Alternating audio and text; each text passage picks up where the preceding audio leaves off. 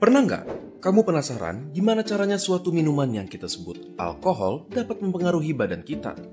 Gimana caranya? Cuma dengan mengkonsumsinya lewat mulut yang harusnya tujuannya ke lambung, malah bikin kita pusing dan bahkan sampai mabuk.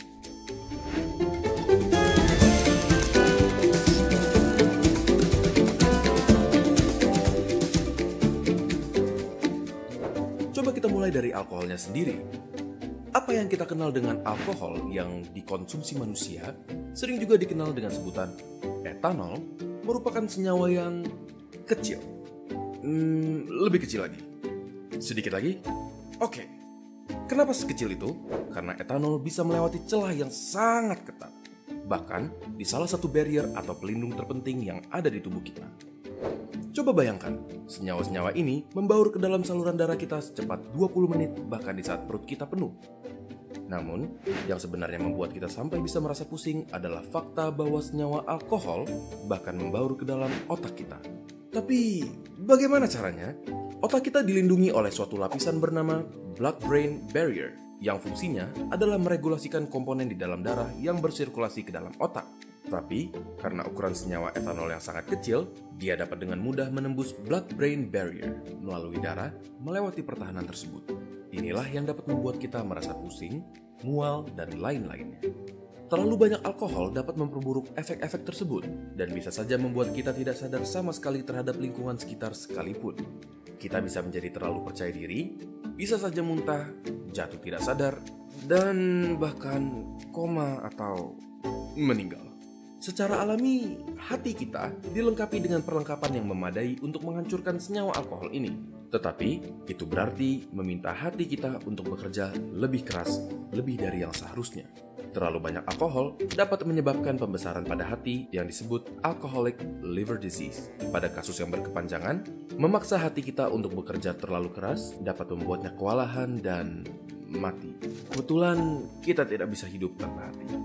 Tidak hanya itu, alkohol juga mengganggu produksi darah di dalam sumsum tulang dan mengakibatkan anemia, suatu kondisi di mana tubuh kita tidak mempunyai cukup banyak sel darah merah dan dapat mengakibatkan kelelahan dan bahkan mengancam nyawa jika berlanjut terlalu parah. Jadi, seberapa banyak alkohol yang bisa kita minum? Jawaban yang benar adalah tidak sama sekali. Suatu penelitian menunjukkan bahwa meminum alkohol 1 hari saja meningkatkan kemungkinan berkembangnya masalah kesehatan sebanyak 0,5% dibanding mereka yang tidak mengkonsumsinya.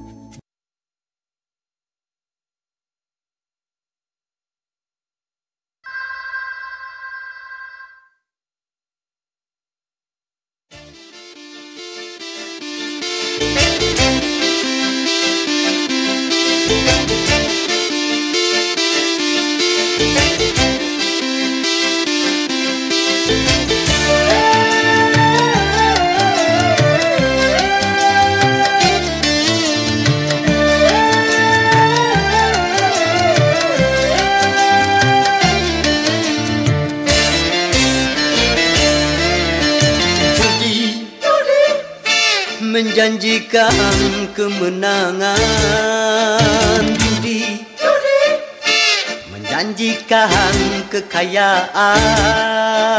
Bohong, kalaupun kau menang, itu awal dari kekalahan. Bohong, kalaupun kau kaya, itu awal dari kemiskinan.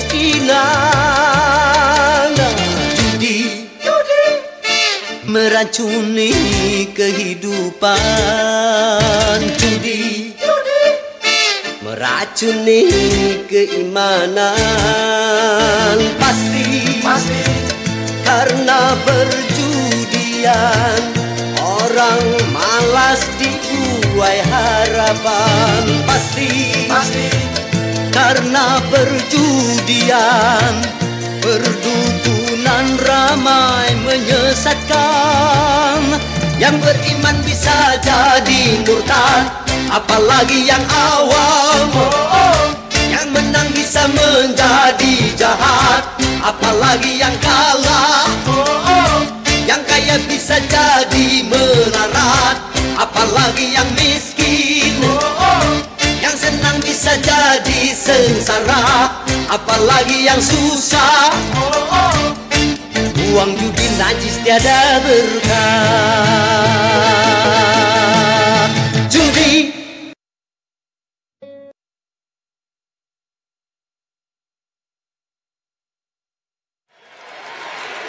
Gara-gara basket sekolah, Salman dan sekolah tetangga berantem.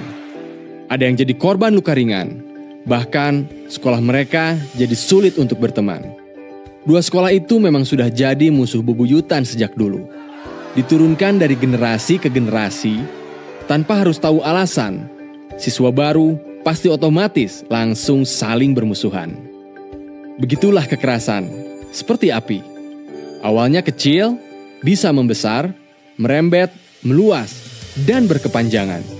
Sekali menyala sulit dipadamkan, apalagi kalau apinya terus diberi bahan bakar, membentuk lingkaran kekerasan. Misalnya saja konflik SARA di Ambon. Mulanya cuma perkelahian dua pemuda, tapi merembet jadi perang antar dua umat agama. Memanjang hingga 5 tahun, korbannya 5.000 orang dan puluhan ribu orang mengungsi. Hingga kini lukanya mungkin masih terasa. Ada 3 buah busuk yang dihasilkan kekerasan. Disingkat, jadi kekerasan. Kekacauan. Saat kerusuhan 98 terjadi, orang-orang menjarah dan merusak. Tak ada aturan, manusia jadi beringas. Terjadi banyak kekacauan. Kekacauan yang terjadi di masa lalu, bahkan dampaknya masih terasa untuk sebagian orang hari ini. Kehilangan kesempatan. Saat poso konflik, masyarakat kehilangan kesempatan untuk membangun, mencari nafkah, sekolah, dan lain sebagainya. Kesempatan umat Islam dan Kristen yang biasanya kerjasama pun sirna. Rasa no good. Saat kekerasan terjadi, suasana mencekam, ketakutan, dan saling curiga. Hati jadi gak tenang, perasaan jadi tak senang. Kita nggak mau kan mendapatkan 3 buah busuk kekerasan ini? Karena itu, gunakanlah otak kita. Otak yang mana? Di otak kita ada beberapa bagian. Ketika terjadi konflik, biasanya otak reptil kita akan bereaksi dengan melakukan tempur atau kabur. Tapi ada juga bagian neokorteks.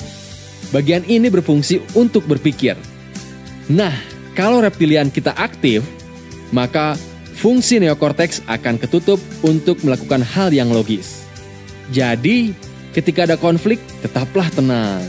Agar neokorteks kita yang bekerja untuk menyelesaikan masalah. Saat terjadi konflik, jangan sekali-kali pilih cara kekerasan. Masih ingat simpang 9? Pilih simpang yang tengah, yaitu mengambil jalan perdamaian. Dengan cara saling memaafkan atau berkonsiliasi untuk memutuskan lingkaran kekerasan. Bila kita bisa mengalahkan api dengan air, maka kita bisa melawan benci dengan cinta. Karena sekali kita memilih jalan kekerasan, maka api kecil menyala.